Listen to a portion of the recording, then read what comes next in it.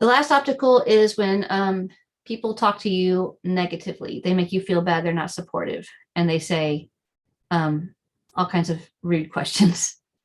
Why is it okay for people to ask rude questions? I don't know, but they do. And that's the beauty of socially inept people. This is a good tip. If somebody is socially inept enough to ask you a super rude question about your child or your schooling choice or your church choice or your clothing choice, this is great. You have permission now. They're obviously socially inept. So you can just say whatever because they're not going to be offended because they don't have that social aptitude to be offended. They're so offensive, it's no big deal. So there's your permission. You can be blunt and straightforward with them, not rude, just blunt. They were blunt with you. They asked something off color. They asked something that's none of their business.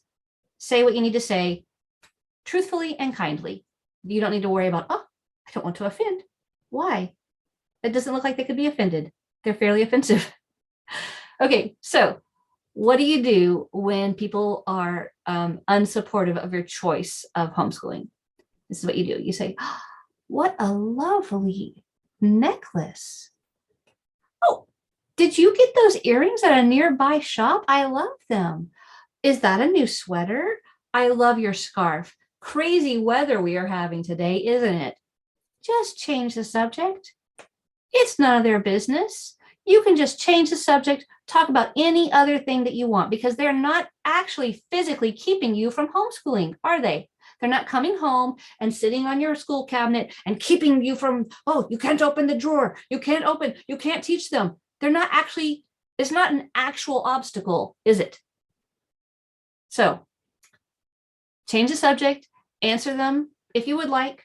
If they're, rude enough to say something, then you can say, I don't believe that's any of your business. Or this is a choice that we made for our family, whatever it is. Sometimes people who are offensive need to be offended so that they recognize it because they don't know. People are always so polite around them. They don't know that they're walking around making enemies. So you can be the kind one that sacrifices your feelings, sacrifices that comfortable time that you have with them and say, I'm so sorry. I don't believe that's any of your business.